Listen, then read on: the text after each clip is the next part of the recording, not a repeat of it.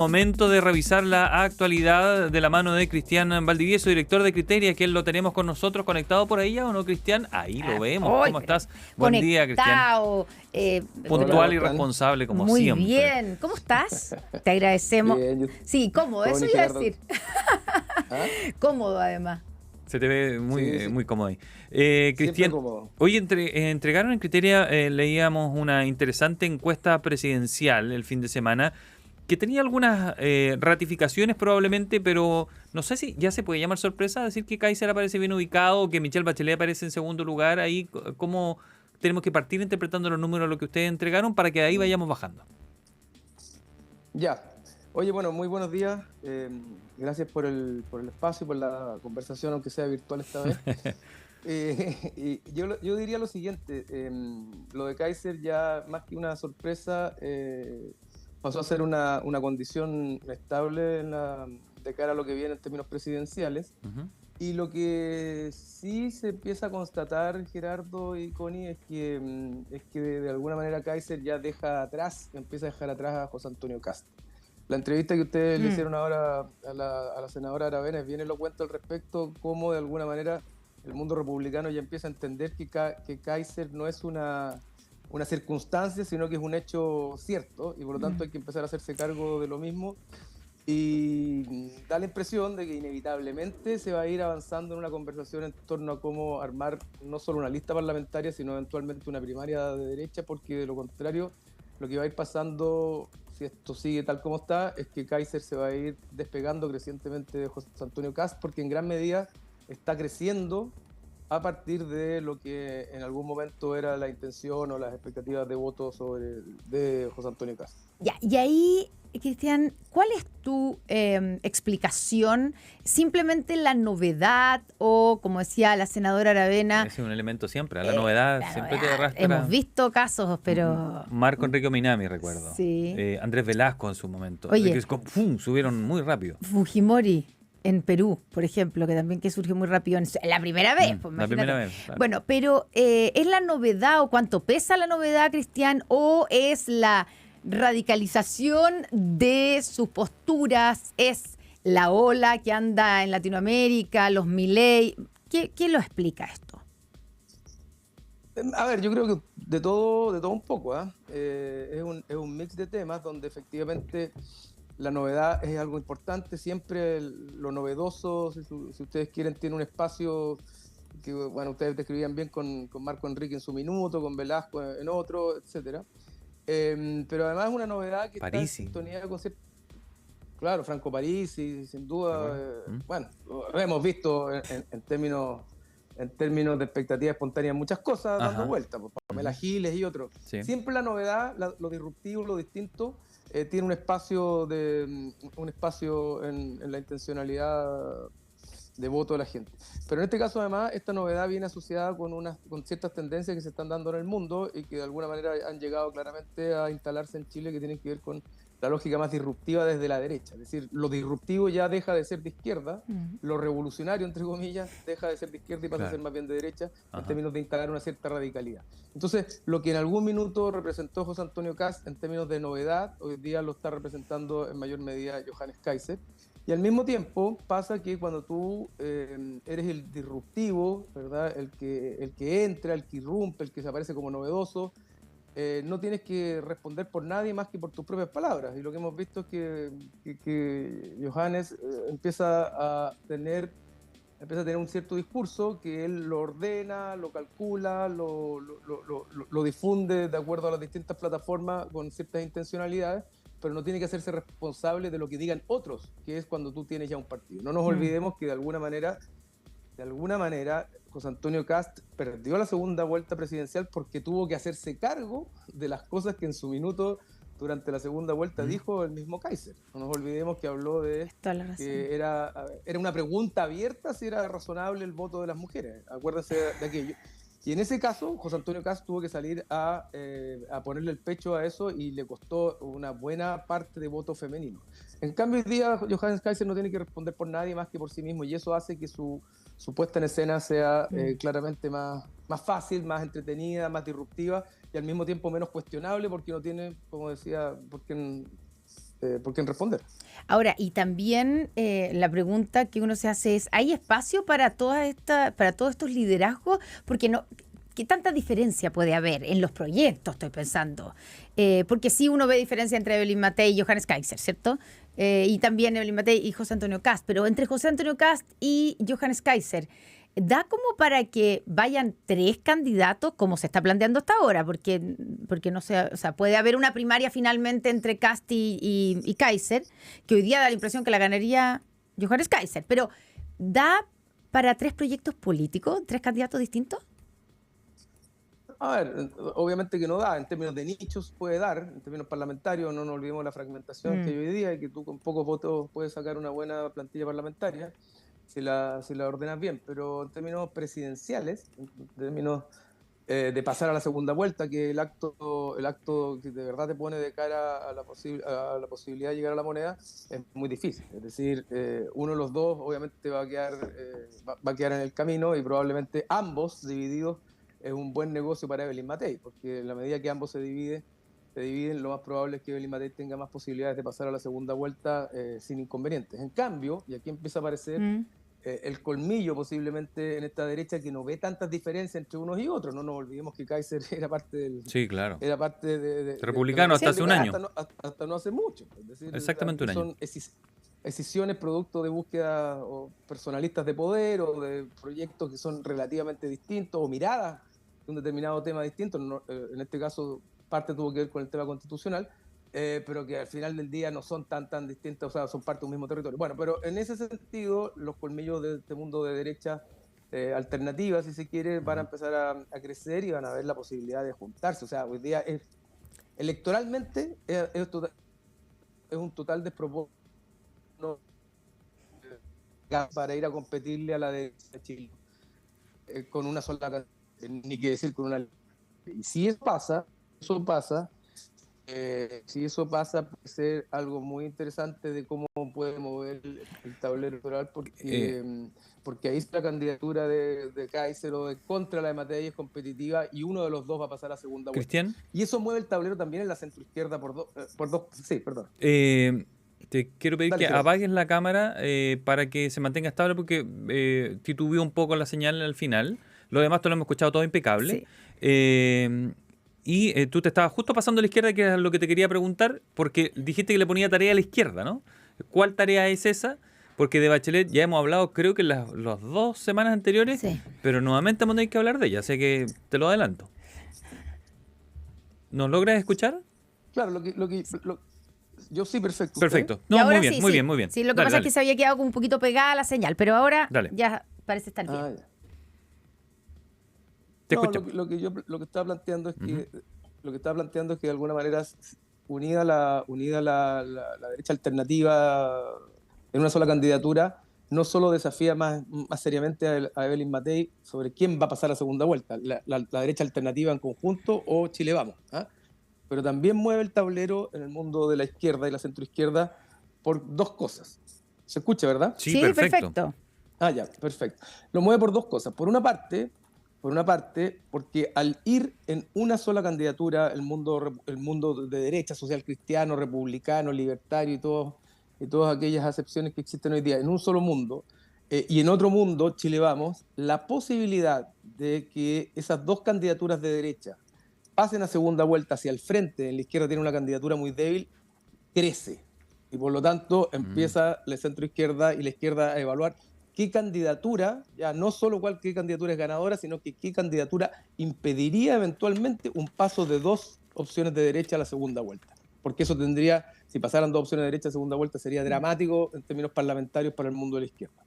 Y por otro lado, también el cálculo es, bueno, ¿qué pasaría si en el mundo de la derecha termina pasando la derecha más extrema y no Chile Vamos a segunda vuelta?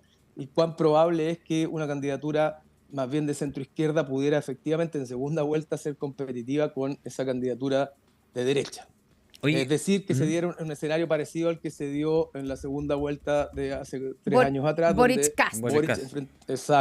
Exactamente. Y eso, paradójicamente, podría decir uno, dado que el escenario está absolutamente servido para candidaturas de de derecha por lo que pasa en el mundo y por lo que pasa en Chile, porque los temas centrales son clásicamente de derecha, seguridad, migración, economía, pudiera eventualmente una candidatura centro-izquierda tener alguna posibilidad. Oye, tú sigues sin... Bueno, hace un tiempo se veía con mucho optimismo las candidaturas de derecha, ahora el que fueran divididas como que había aumentado los ánimos en la centroizquierda, y algunos están abiertamente optimistas, o optimistas con la única fórmula que ven a la mano, que es Michelle Bachelet, que en la encuesta Criteria es quien aparece ubicada en segundo lugar con 13 puntos, pero ella no ha dicho que va a ser candidata, y ya hablábamos hace una semana contigo que mientras ella no se pronuncie, taponea, por decirlo así, a otros probables candidatos. ¿Ella es por derecho una buena candidata o es por descarte la mejor candidata? Depende cómo lo queramos ver, porque de alguna manera, por descarte, uno puede decir de que es la candidata que hoy día más marca en las encuestas. O sea, es cosa de descartar a todo el resto porque nadie está marcando de manera firme. No, nada, 2, 3 puntos. Exacto, o sea, nadie está marcando de manera firme. Y por defecto la mejor candidata en la medida que eventualmente es la más competitiva contra las otras alternativas de derecha y la que más podría empujar la lista parlamentaria. Entonces, a veces, como se dice, tú tienes buenas razones para ir a una elección, incluso para perder, y en este caso podría ser que ella viera, la presidenta Bachelet viera que hay un sentido misionero en su candidatura. Ya no para ganar necesariamente, pero para impedir que el Parlamento se colonice del mundo de la derecha y que eso eventualmente pueda generar un escenario para revertir muchas de las reformas que ella dejó implementadas en su segundo gobierno. Eso le daría, digamos, una mística a su candidatura, claro, porque a la presidenta siempre le ha gustado ir a las elecciones con cierta mística, o para detener a la derecha, o para detener al Parlamento de derecha, etcétera. Pero al mismo tiempo es una candidatura que al estar permanentemente haciéndole sombra al resto y al manejar tan estratégicamente como maneja la presidenta los silencios, no nos olvidemos de cómo maneja los silencios la presidenta, y en eso es maestra. No nos olvidemos del paso, del me enteré por la prensa, de esto no voy a opinar, y ahora maneja maneja el poder a través del silencio de no decir que va a ir o no va a ir. Eso en sí mismo genera un fenómeno político porque el resto no se atreve o no se decide o por último no crece porque todas las luces están puestas en la presidenta. Pero voy a insistir en lo que decíamos la semana anterior, si alguien está esperando que la presidenta decida inmolarse, decida suicidarse políticamente, irse a vivir al extranjero para dejar claro que no va a ir, es absolutamente ingenuo, es un niño o una niña, y aquí los que quieren apostar por una candidatura presidencial tienen que tener, no voy a decir lo que dijimos la semana pasada, pero tiene que tener la fuerza para apostar por su liderazgo e ir a ponerse al frente y desafiar a eso. Porque la presidenta no va a soltar por defecto la posibilidad eventualmente de ser candidata, porque eso a ella le da mucho poder, evidentemente, claro. Y por otro lado porque la coalición la necesita, inevitablemente, porque también es una amenaza para la derecha. Claro, no la suelta en el fondo, pero aquí se produce una especie de círculo vicioso, virtuoso, lo que sea, pero porque mientras Bachelet no descarte completamente, no solo los posibles o las posibles competidoras, estoy pensando en Toal, Agus Weber y otros, no solo no salen, no sinceran la posibilidad de que sean candidatos, su interés de ser candidatos, sino que además es como bien difícil que suban en las encuestas, ¿o no? O sea, si alguien decía ayer, Carolina Toá no existe, y yo dije, pero que dura porque era alguien cercano a según Carolina la encuesta, Toá. No. Claro, pero decía, pero si no ha dicho que es candidata. Entonces, da la impresión que claro, pasa distinto con Bachelet, pero mientras Carolina Toá, por ejemplo, pongámoslo, enfoquémoslo 3 semanas, ya, marzo. Mientras ella no diga quiero ser candidata, es imposible que suban las encuestas. Mientras no suban las encuestas, más posibilidades hay de que se mire a Michelle Bachelet y se deje fuera a Carolina Toá. Entonces, ¿qué es primero el huevo o la gallina? A eso voy. ¿Cómo se rompe ese círculo que vuelve y vuelve a llevar a la centroizquierda a peregrinar nuevamente? Ahora Caburga, está en Caburga, la presidenta, dicen que está... Entre Caburga y la reina. Que está pensando, que está pensando una vez más. Y claro, porque su sector dice, pero si vamos a renunciar a la única posibilidad que tenemos hoy día... De volver a ser gobierno. De tratar de ser gobierno. ¿Cómo lo interpretas tú, Cristian? Claro, a ver, en todo caso, hoy día lo que estamos viendo centralmente son climas políticos, liderazgos más visibles, pero no necesariamente estamos viendo escenarios presidenciales reales. Esta cuestión está muy lejos todavía, la gente está todavía pensando en que estamos en el gobierno del presidente Boric, todavía no están en el escenario de que las cosas van a cambiar en un año más. No tiene que ver con las vacaciones, sino que psicológicamente y sociológicamente la elección no ha empezado. Y por lo tanto, las figuras más visibles, más tradicionales son las que están puestas en escena son las que tienen más preeminencia y más asociaciones con respuestas espontáneas de votación. ¿Y ustedes hacen pregunta abierta todo esto? ¿Ustedes preguntan abierto de esto? ¿Quién cree que va a ser el próximo presidente? ¿Quién le gustaría que fuera el próximo presidente? ¿Cómo sí, lo hacen? Esa es una pregunta abierta, efectivamente. Entonces esas preguntas abiertas están muy condicionadas por la agenda. Claro. Segundo, en la medida que alguien esté dentro del gobierno no es candidato presidencial hoy día porque evidentemente está gestionando y lo están mirando como alguien que gestiona el gobierno y al mismo tiempo que está en un gobierno que tiene una adhesión importante, pero que esa adhesión está muy articulada en torno a la figura del presidente en particular y dividida, ¿verdad?, en un mundo amplio. Tercero, el problema de esto es que mientras la presidenta no hable o no diga que no va a hacer, los partidos están paralizados porque el Partido Socialista no es capaz de aglutinarse en torno a una candidatura específica que no sea del Partido Socialista mientras la presidenta esté dando esa señal. Entonces, dicho eso, queda muy poco tiempo para que ciertas candidaturas que de verdad quieren ser den un paso al frente y digan yo voy a hacer, y en esa medida desafíen también a la presidenta Bachelet.